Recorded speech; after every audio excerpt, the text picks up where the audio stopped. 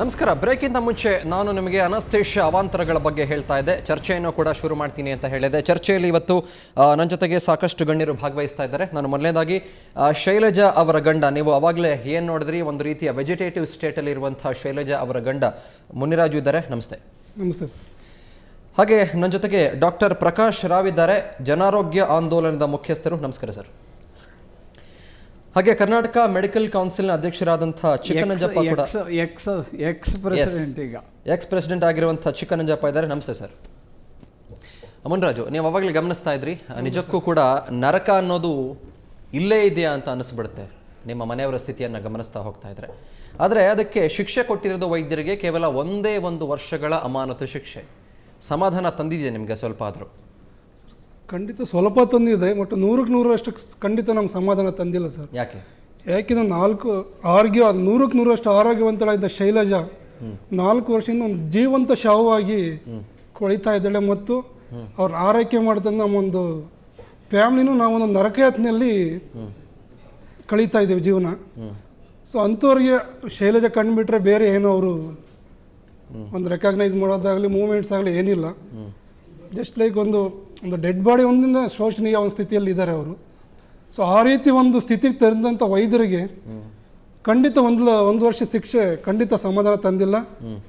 ಅವ್ರಿಗೊಂದು life time ಒಂದು punishment ಕೊಡಬೇಕಾಗಿತ್ತು. ಒಂದು ಅನಸ್ತೇಷ್ಯ ಕೊಟ್ಟವ್ರಿಗೆ ಅವರೊಂದು ಡಾಕ್ಟರ್ ಪ್ರೊಫೆಷನ್ಗೆ ಒಂದು ಅನ್ಫಿಟ್ ಅಂತ ಹೇಳ್ಬೋದು. ಒಬ್ಬ ಅನಸ್ತೇಷ್ಯ ಡಾಕ್ಟರ್ ಆದ ಒಂದು OT ಟೇಬಲ್ ಮೇಲೆ ಒಂದು ಪೇಷಂಟ್ನ ಮಲಗಿಸಿದಾಗೆ ಈಚ್ ಆ್ಯಂಡ್ ಎವ್ರಿ ಸೆಕೆಂಡ್ ಅವನು ಮಾನಿಟರ್ ಮಾಡೋದೊಂದು ಕರ್ತವ್ಯ.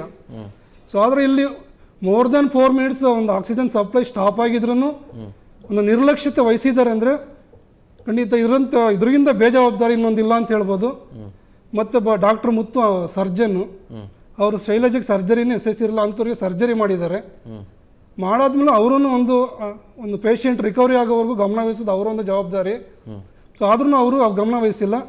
ಅವರು ಸ್ಥಿತಿಗೆ ನೇರ ಕಾರಣ ಅಂತ ಹೇಳ್ಬೋದು. ಮತ್ತು ಸಂಬಂಧಪಟ್ಟ ಒಂದು ಮಲ್ಲಿಗೆ ಆಸ್ಪತ್ರೆ ಅವರೂ ಅಷ್ಟೇ ಈ ಒಂದು ಸ್ಥಿತಿಗೆ ಅವರು ನೇರ ಕಾರಣ. ಅವ್ರಿಗೂ ಒಂದೇನು ಶಿಕ್ಷೆ ಆಗಿಲ್ಲ. ಇಲ್ಲಿವರೆಗೂ ಯಾರು ಮಾಡಲಿಲ್ಲ ಸರ್.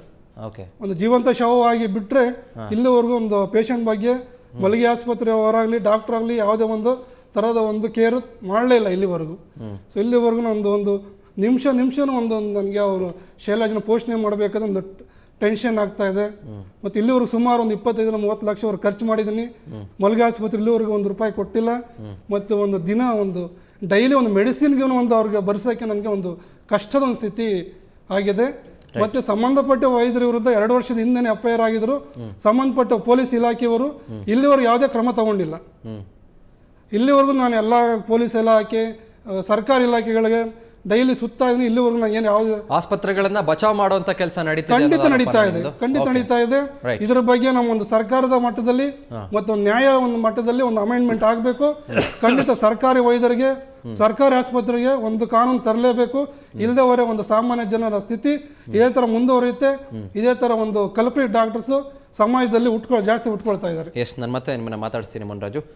ಡಾಕ್ಟರ್ ಪ್ರಕಾಶ್ ರಾವ್, ಕೇವಲ ಒಂದೇ 1 ವರ್ಷದ ಅಮಾನತು ಶಿಕ್ಷೆ, 5 ವರ್ಷಗಳಿಂದ ಪಾಪ ಕಣ್ಬಿಡೋದು ಬಿಟ್ಟರೆ ಬೇರೆ ಏನು ಮಾಡೋಕ್ಕೂ ಸಾಧ್ಯ ಆಗ್ತಾ ಇಲ್ಲ. ಅದೊಂದೇ ಇಲ್ಲ, ಇವನ್ ಶಿರೀಶ್ ಪ್ರಕರಣ ಕೂಡ ಅಷ್ಟೇ. 3 ವರ್ಷದ ಪುಟ್ಟ ಬಾಲಕ, ಅದೆಷ್ಟು ಕನಸು ಕಂಡಿದ್ರೆ ಏನೋ ಅವರ ಪೋಷಕರು. ಸಾಕ ಈ ವಿಷಯ ಬಂದಾಗ ಇದು ನನಗನ್ಸುತ್ತೆ ಈ ಕಾನೂನಿಗೆ ಸಂಬಂಧಪಟ್ಟಿದ್ದು. ಹೌದು, ಪೇಷಂಟ್ ಕಡೆಯವ್ರಿಗೆ ಇದು ಸರಿ ಆಗಿಲ್ಲ ಅಂತ ಅನ್ಸುತ್ತೆ, ಅದನ್ನು ನಾವು ಒಪ್ಕೊಂಬೋಣ. ಆದರೆ ನಾನು ಅದರ ಮೇಲೆ ಕಾಮೆಂಟ್ ಮಾಡೋದು ಸರಿ ಆಗಲ್ಲ ಅಂತ ಅನ್ಸುತ್ತೆ. ಆದ್ರೂ ಈ ಥರದ ಪರಿಸ್ಥಿತಿಯಲ್ಲಿ ಒಂದು ರ್ಯಾಷನಾಲಿಟಿ ಅನ್ನೋದು ಬೇಕಾಗತ್ತೆ. ಯಾವ ಆಧಾರದ ಮೇಲೆ ಕೊಡಬೇಕು, ಎಷ್ಟು ಏನು ಅಂತ, ಅದ್ರ ಬಗ್ಗೆ ಇನ್ನೂವರೆಗೂ ಎಲ್ಲೂ ಚರ್ಚೆ ಆಗಲೇ ಇಲ್ಲ. ಸುಪ್ರೀಂ ಕೋರ್ಟ್ ಸ್ಪಷ್ಟವಾಗಿ ಹೇಳಿದೆ, ಲೈಫ್ ಅಥವಾ ಈ ವ್ಯಕ್ತಿಯ ಜೀವನ ಅನ್ನೋದು ಭಾಳ ಇಂಪಾರ್ಟೆಂಟು. ನಾವಿವತ್ತು ಫೈಟ್ ಮಾಡ್ತಾ ಇರೋದು ಹಿಸ್ ಹ್ಯೂಮನ್ ರೈಟ್ಸ್ ಸಲುವಾಗಿ.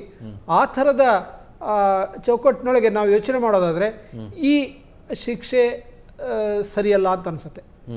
ಆದರೆ ಇದ್ರ ಬಗ್ಗೆ ಇದು tip of the iceberg phenomena ಅಂತ ಅನ್ಬೋದು. ಇವತ್ತು ವೈದ್ಯಕೀಯ ನಿರ್ಲಕ್ಷ್ಯ ಎಷ್ಟು ಜಾಸ್ತಿ ಆಗ್ತಾ ಇದೆ ಅಂತಂದರೆ ಅಲ್ಲಿ ಇಲ್ಲಿ ಕೆಲವು ಕೇಸ್ಗಳು ಮುಂದೆ ಬರ್ತಾ ಇವೆ ಹೊರತು ಅದರಿಂದ ಸರಿಯಾದ ಜನರಿಗೆ ವ್ಯವಸ್ಥೆ ಸರಿಯಾಗಿ ಆಗಿಲ್ಲ.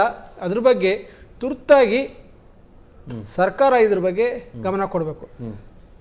ಮೊದಲೇ ಹೇಳಿದೆ, ಮೆಡಿಕಲ್ ಕೌನ್ಸಿಲ್ ಆಫ್ ಇಂಡಿಯಾ ಜವಾಬ್ದಾರಿನೂ ಇದೆ ಇದಕ್ಕೆ, ಆಮೇಲೆ ಸ್ಟೇಟ್ ಮೆಡಿಕಲ್ ಕೌನ್ಸಿಲ್ಸ್ಗಳಿಗೆ ಜವಾಬ್ದಾರಿ ಇದೆ.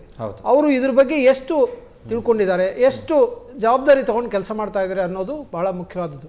ಇಲ್ಲಿ ನಾವು ವೈದ್ಯರನ್ನ ಬ್ಲೇಮ್ ಮಾಡೋದಾಗ್ಲಿ ಅಥವಾ ಆಸ್ಪತ್ರೆ ಬ್ಲೇಮ್ ಮಾಡೋದು ಒಂದೇ ಇಂಪಾರ್ಟೆಂಟ್ ಅಲ್ಲ, ಇಲ್ಲಿ ವ್ಯವಸ್ಥೆ ಸರಿ ಇಲ್ಲ.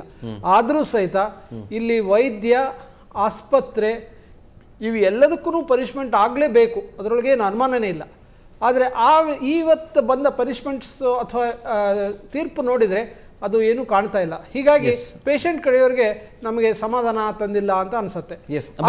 ನಾನು ಆ ವಿಷಯನ ನಾನು ಯಾಕೆ ರೇಸ್ ಮಾಡಿದೆ ಅಂತಂದ್ರೆ, ನೀವೇನು ಹೇಳಿದ್ರಿ ಪನಿಷ್ಮೆಂಟು ಅಥವಾ ತೀರ್ಪು ಏನೇನು ಕೊಟ್ಟಿದೆ ಅದು ಪೇಷಂಟ್ಸ್ ಕಡೆಯವ್ರಿಗೆ ಸಮಾಧಾನ ತಂದಿಲ್ಲೇ ಇರ್ಬೋದು ಅಂತ ಹೇಳಿದ್ರಿ. ಒಂದು ವೇಳೆ ಆ ಪನಿಷ್ಮೆಂಟು ಅಥವಾ ತೀರ್ಪು ಉಗ್ರ ಸ್ವರೂಪದಾಗಿದ್ದಲ್ಲಿ ಮುಂದೆ ಈ ರೀತಿ ಅವಘಡಗಳನ್ನು ತಪ್ಪಿಸುವಂಥ ಚಾನ್ಸಸ್ ಜಾಸ್ತಿ ಇರುತ್ತೆ. ಮುಂದೆ ಮಾಡುವಂಥವ್ರು ಎಚ್ಚೆತ್ಕೊಳ್ತಾರೆ. ಮುಂದೆ ಅನಸ್ತೇಷ ಕೊಡಬೇಕು ಅಂತ ಇರುವಂಥ ಡಾಕ್ಟರ್ಗಳು 100 ಸಲ ಯೋಚನೆ ಮಾಡ್ತಾರೆ, ಹೌ ಶುಡ್ ಬಿ ಗಿವನ್ ಅಂತ. ಅನ್ಸೋದಿಲ್ವಾ ಸರ್ ನಿಮಗೆ? ಖಂಡಿತ. ಈಗ ಡೆಟರೆಂಟ್ ಪನಿಷ್ಮೆಂಟು ಈಗ ಡೆಲ್ಲಿ ಕೇಸ್ನೊಳಗೆ ಆಗಿದೆ, ಸುಪ್ರೀಂ ಕೋರ್ಟ್ನಲ್ಲಿ ಆಗಿರೋ ಕೇಸ್ನಲ್ಲಿ. ಬಟ್ ನಾವು ಯೋಚನೆ ಮಾಡಬೇಕಾಗಿರೋದು ಅಂದರೆ, ಈ ಶೈಲಜಾ ಕೇಸ್ನಲ್ಲಿ ಅವ್ರಿಗೆ ಸ್ವಲ್ಪ ಆಸ್ಪತ್ರೆಯಿಂದ ಅಥವಾ ಸರ್ಕಾರದಿಂದ ವ್ಯವಸ್ಥೆ ಮಾಡಬೇಕಾಗಿತ್ತು, ಅವ್ರನ್ನ ರಿಹೆಬಿಲಿಟೇಟ್ ಮಾಡಬೇಕಾಗಿತ್ತು. ರಿಹೆಬಿಲಿಟೇಷನ್ ಬಗ್ಗೆ ಯಾರೂ ಗಮನ ಕೊಡದೇ ಇದ್ದರೆ ಈಗ ಎಷ್ಟು ಜನ ಈ ಥರ ವೈದ್ಯಕೀಯ ನಿರ್ಲಕ್ಷ್ಯದಿಂದ ಬಳಲ್ತಾರೆ. ಅದ್ರ ಬಗ್ಗೆ ಸರ್ಕಾರ ಜವಾಬ್ದಾರಿ ತಗೋಬೇಕು. ಅದು ನಮ್ಮ ಜವಾಬ್ದಾರಿ, ಸರ್ಕಾರದ ಜವಾಬ್ದಾರಿ. ಅದರಿಂದ ಅದ್ರ ಬಗ್ಗೆ ಯೋಚನೆ ಮಾಡಿಬಿಟ್ಟು ತೀರ್ಪು ಕೊಡಬೇಕಾಗ್ತದೆ. ಆ ತೀರ್ಪು ಅದಕ್ಕೆ ಅವರಿಗೆ ಸರಿ ಇಲ್ಲ ಅಂತ ಅನಿಸ್ತಾ ಇದೆ. ಬಟ್ ಆ ತೀರ್ಪಿನ ಬಗ್ಗೆ ನಾವು ಕಮೆಂಟ್ ಮಾಡ್ದೇನೆ ಇನ್ನೂ ಹೆಚ್ಚು ಗಮನ ಕೊಡಬೇಕು. ಇನ್ನು ಆ ವ್ಯಕ್ತಿ ಈಗ ಕೋಮಾದಲ್ಲಿದ್ದಾರೆ, ಕೆಲವು ಮೆಡಿಸಿನ್ಸ್ ಬೇಕಾಗುತ್ತೆ, ಆಹಾರ ಬೇಕಾಗುತ್ತೆ, ಯಾರಾದರೂ ಒಬ್ಬರು ಜವಾಬ್ದಾರಿ ತಗೋಬೇಕು. ಅದ್ರ ಬಗ್ಗೆ ಈಗ ಗಮನ ಕೊಟ್ಟಿದ್ದಾರಾ, ರಿಹೆಬಿಲಿಟೇಷನ್ ಬಗ್ಗೆ ಗಮನ ಕೊಟ್ಟಿದ್ದಾರಾ? ತೀರ್ಪಿನಲ್ಲಿ ರಿಹೆಬಿಲಿಟೇಷನ್ ಬಗ್ಗೆ very true sir. Yes, I'll get back to sir. ನಾನು ಮತ್ತೆ ನಿಮ್ಮನ್ನು ಮಾತನಾಡ್ತೀನಿ ಇದೇ ವಿಚಾರಕ್ಕೆ ಸಂಬಂಧಪಟ್ಟಂತೆ. ವೀಕ್ಷಕರೇ, ಇಲ್ಲಿ ಮುನಿರಾಜು ಅವರು ಮಾತನಾಡ್ತಾ ಒಂದು ಮಾತನ್ನು ಹೇಳ್ತಾ ಇದ್ರು. ಸ್ಟೇಷನಲ್ಲಿ ದೂರು ದಾಖಲಾಗಿದೆ, ಆದರೂ ಕೂಡ ಆಸ್ಪತ್ರೆಯವರನ್ನ ಬಚಾವ್ ಮಾಡುವಂಥ ಕೆಲಸ ನಡೀತಾ ಇದೆ. ಯಾರೂ ಕೂಡ ಕ್ರಮ ತಗೊಳ್ಳೋಕೆ ಮುಂದೆ ಬರ್ತಾ ಇಲ್ಲ. ಚಾರ್ಜ್ ಶೀಟ್ ಇನ್ನೂ ಕೂಡ ದಾಖಲಾಗಿಲ್ಲ. 5 ವರ್ಷದ ಹಿಂದೆ ನಡೆದಂಥ ಕೇಸ್ ಅದು. ಸಾಕಷ್ಟು ಕಾನೂನು ಹೋರಾಟಗಳನ್ನು ನಡೆಸ್ತಾ ಇದ್ರು ಕೂಡ ನಮಗೆ ಯಾವುದೇ ರೀತಿಯ ಸಮಾಧಾನ, ಯಶ ಸಿಕ್ಕಿಲ್ಲ ಅನ್ನೋದು ಮುನಿರಾಜು ಅವರ ಮಾತುಗಳು. ಹೌದಾ, ಆಸ್ಪತ್ರೆಯವರನ್ನ ಬಚಾವ್ ಮಾಡುವಂಥ ಕೆಲಸ ನಡೀತಾ ಇದೆಯಾ? ಮಾತಾಡ್ತೀನಿ ಒಂದು ಪುಟ್ಟ ಬ್ರೇಕ್ ಆದಮೇಲೆ.